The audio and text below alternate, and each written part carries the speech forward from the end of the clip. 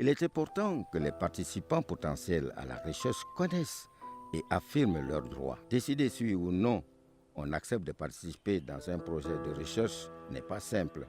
Chaque projet de recherche est différent dans ses objectifs, dans ce que la participation implique pour ses participants, dans ses risques et avantages pour le participant individuel et sa communauté. Quand, comment, avec qui et pourquoi les participants peuvent discuter de la participation potentielle à un projet de recherche.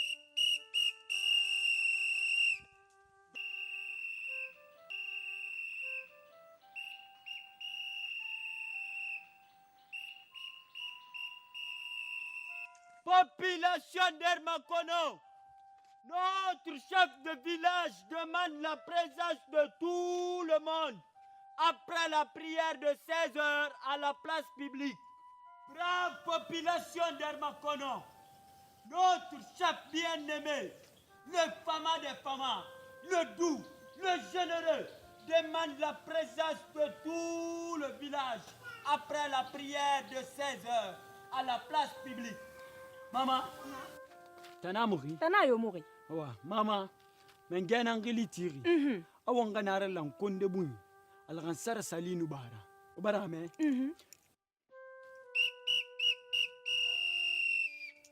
Brave population d'Hermakono, notre chef bien-aimé, chef de village, le doux, le généreux, demande la présence de tout un chacun après la prière de 16 heures.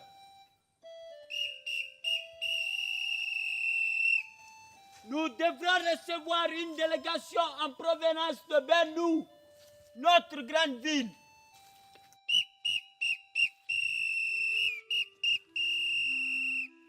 Brave population d'Hermakono, notre chef bien-aimé, le Fama des Famas, le doux, le meilleur des meilleurs, demande la présence de tout le village après la prière de 16 heures.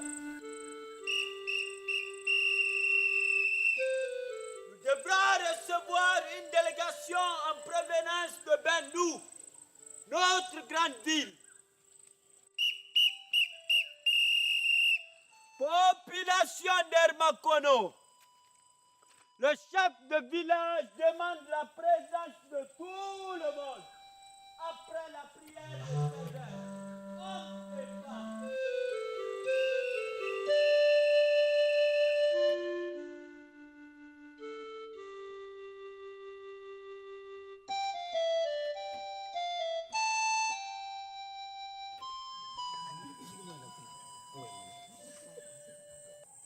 Population de Hermakono, calmez-vous.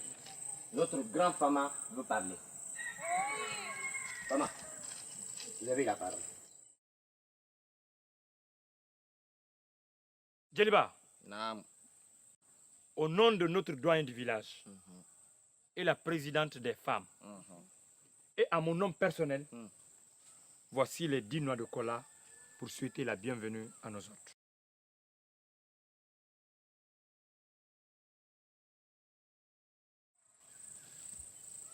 Mes chers hôtes, comme vous venez d'entendre, notre grand chef, le Fama, vous souhaite la bienvenue.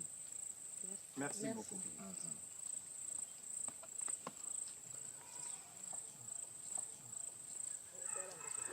Je remercie tous les concitoyens qui ont bien voulu répondre à mon invitation une troisième fois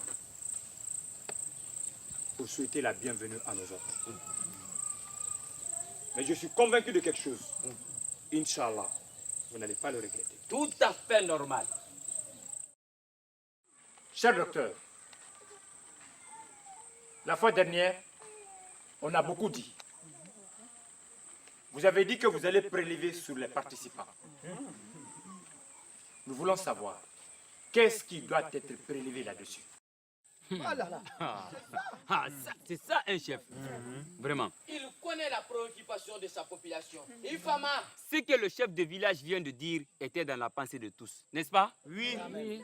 Les gens viennent nous prendre nos sangs et nos urines ici. Ah, ok. Effectivement, c'est comme ça se passait. Vous riez quand je parle d'urine. Mais vous ne riez pas quand je parle de sang. Les docteurs sont venus ici prendre nos sangs, nos urines et même des spermes. Depuis qu'ils sont partis, nous ne les avons plus vus et entendus. Les numéros qu'ils ont laissés sur les papiers ne sont plus joignables. Et on ne sait pas comment sont devenus nos sangs. Ils les ont vendus. Ils ont vendu tous les sangs qu'ils nous ont prélevés. Moi, je ne donne plus de sang, plus rien. Parce que nous ne savons pas quel bénéfice gagnons-nous dans tous ces prélèvements de sang. On ne donne rien maintenant. Rien, c'est fini. On en a marre, c'est fini. Effectivement. Docteur, vous-même, vous avez vu comment la population tient à ce problème de sang. Tout à fait normal. Ils ont raison. Chez nous, on dit que le sang est sacré. Ça, c'est vrai. Il n'appartient qu'à Allah. Nous voulons savoir à qui et pourquoi il doit être prélevé. Et qui doit les garder une fois prélevés.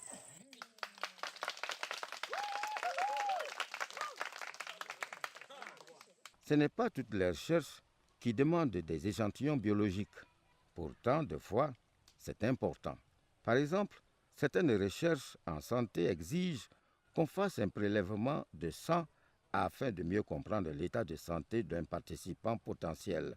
Deux fois, les échantillons biologiques sont nécessaires afin d'analyser l'impact d'une maladie ou l'impact d'un produit sur le corps. Le chef intelligent. Madame Kourouma, vous avez la parole. Merci, Djeliba. Nous sommes très contents du niveau d'intervention de la population. Vous avez posé beaucoup d'interrogations et vous avez raison. Je vais essayer avec mes collègues de vous les répondre.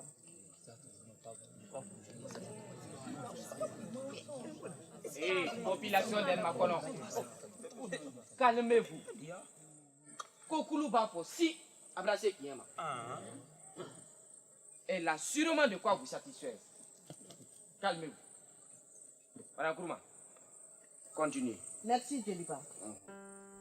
Il y a bien des dispositions qui exigent que des recherches sur des sujets humains soient exécutées en conformité avec les principes essentiels d'éthique. Ces principes exigent à tous les chercheurs de traiter les participants avec respect et de considérer leur autonomie de choix après le détail des objectifs de la recherche. Nous sommes engagés, selon les mêmes principes d'éthique, de vous protéger contre tout abus ou préjudice. Quelqu'un avait demandé tout à l'heure ce qu'ils doivent obtenir après avoir donné du sang. Oui, on a dit ça. Je laisse cette tâche à notre mobilisateur social. Merci, docteur. D'abord, je vais parler des modalités de collecte des échantillons et terminer par les avantages et les risques. La recherche clinique sur les humains exige que le don matériel biologique soit fait de façon volontaire et libre. Ça, c'est une bonne chose. Ce n'est pas plus de 5 centilitres qui est demandé. Cet échantillon est mis dans un tube dans lequel on n'écrit pas le nom. C'est confidentiel. Personne ne pourra savoir à qui appartient tel tube ou tel autre tube. En outre, les principes qui exigent de traiter les participants avec respect exigent d'éviter de nuire et promouvoir un bien. Ça, c'est vraiment confidentiel. Nous ne vous imposons pas un bien et nous ne ferons non plus la promotion d'un bien en compensation de votre participation qui est libre. Merci au chef du village, aux doyens et à tous les citoyens. Même si vous avez donné votre accord de participation, les échantillons vous appartiennent, car c'est vous qui avez donné. Ce n'est ni pour moi, docteur, ni pour le laboratoire qui travaille dessus, ni pour ceux qui ont commandité cette recherche. Madame Kourouma va me compléter, Inch'Allah. Nous mentionnerons dans notre formulaire de consentement qu'au cas où l'analyse des données exige un transfert dans une autre localité, que votre choix soit primordial sur ce transfert. Si vous dites que votre échantillon ne devra pas quitter le pays, on ne fera que s'en tenir à cela. Aucun échantillon ne sera prélevé et transféré en dehors du pays sans votre consentement. encore notre guide. Dans notre pays, il existe dorénavant des restrictions sur le transfert des matériels biologiques. Après l'épidémie d'Ebola, le gouvernement, le ministère de la Santé publique et l'Agence nationale de la sécurité sanitaire ont jugé utile de mettre en place une procédure appelée MTA, Material Transfer Agreement. Je crois que cette équipe évolue dans la plus grande transparence. Coopérer avec nous cibles, c'est une première. Fama, cette équipe mérite d'être félicitée. Prochainement, si on doit envoyer un échantillon en dehors du pays, il faudra qu'on fasse un accord. Un accord entre le pays et ceux qui doivent utiliser ces échantillons. Avec votre permission, Lansana va me compléter. Je remercie l'assistance. Cet accord dont parlait Mme Krouman doit préciser le but du transfert, certifier que le consentement du donneur a été obtenu. Le prélèvement d'une partie du corps est toujours important pour les recherches. C'est pour mieux connaître l'agent pathogène responsable de la flambée infectieuse d'une maladie afin d'élaborer les mesures diagnostiques et préventives permettant d'atténuer les effets similaires à l'avenir. Ah, le savoir quand on connaît, on a moins de problèmes à expliquer. Djeliba, Namori, nous commençons à être mieux élucidés sur les nécessités de prélèvement de sang. Perception d'une partie du corps et danger culturel. Et surtout, exposition par autrui. À l'amitié.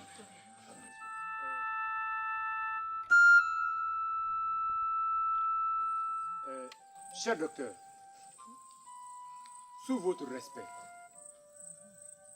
nous voulons savoir, c'est quoi la compensation? Dieu merci. notre grand chef lave la conscience de tout le monde. Belle question. Mais avant, nous allons écouter notre guide. La compensation, c'est une redevance morale ou matérielle. Ce n'est pas tous les projets de recherche qui offrent une compensation aux participants.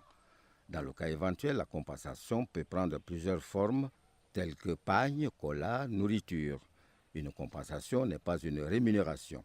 La compensation, c'est le fait de vous accorder quelque chose pour votre temps perdu ou parfois juste une façon de montrer le respect ou l'appréciation. Une personne peut avoir à se rendre en ville pour recevoir un traitement, une personne peut manquer le travail ou le marché afin de participer, ou peut avoir besoin d'utiliser les recharges de téléphone pour signaler les effets secondaires. Est-ce que tous les participants à une étude reçoivent les mêmes montants? Dans le cadre de la compensation, c'est oui, mais dans le cadre du remboursement des frais de transport, c'est non. Personne ne peut négocier le prix du sang. Le sang ne se vend pas, mais se donne pour la bonne cause. C'est comme la parole, la dignité et l'honneur. Ce n'est ni la nature ou le type de compensation qui doit inciter ou décourager à participer. Ce n'est pas un salaire. L'objectif ne sera pas de changer la vie de cette population, mais c'est de laisser notre pierre à construction du village. On ne se substitue pas aux projets qui sont déjà dans l'effort de construction des infrastructures. Mais nous aurions voulu au juste marquer le passage de notre recherche dans la communauté. Selon ce que dit la loi, il y a des avantages individuels et collectifs liés à la participation. Mais on doit vous dire que ces objets ne sont nullement être un moyen d'avoir votre accord de participation. Vous ne signez pas ou posez vos empreintes juste pour avoir ces objets. Pain, noix ou prix de cola. Mais ce serait après avoir réfléchi sur tout ce que nous avons expliqué aujourd'hui. Nous allons rencontrer le maire, leader d'association, responsable jeunesse, pour discuter de ces avantages. Dans tous les cas, on n'acceptera pas que nos compensations soient discutées avec nos responsables. Vous avez dit que ce ne sont pas eux qui nous engagent dans la recherche, mais que nous devrons individuellement prendre la décision de participer ou pas. Alors, pourquoi passer par nos responsables? C'est vrai, très bien réfléchi. Imaginez au cas où nous n'aurons rien. Nous aurons pris le risque pour rien. Ou à cause volontaire. Mais il faut que je garde quelque chose en guise de souvenir pour m'avoir engagé dans cette recherche. Vous ne ferez pas ce déplacement jusqu'ici pour rien. Nous aussi, nous allons abandonner nos activités pour d'abord faire cette réunion, puis prendre encore notre temps pour participer. Alors, si c'est moi qui participe et c'est moi le seul responsable de ma décision, alors pourquoi discuter de ce que je vais avoir avec les responsables? Nous ne faisons pas la différence en vous offrant ces objets symboliques. Nous ne donnons pas non plus ces objets pour changer quelque chose dans vos vies. Mes frères et sœurs, cette recherche a trouvé que vous vivez dans ce village. La recherche ne change pas un mode de vie à travers votre participation. Nous ne pouvons pas vous donner non plus quelque chose qui va changer votre habitude de vie de façon durable. La loi et les avantages liés à la recherche ne sont pas source d'enrichissement pour les responsables de la communauté. Mais la même loi exige qu'on les explique ce que nous envisageons au titre de la compensation.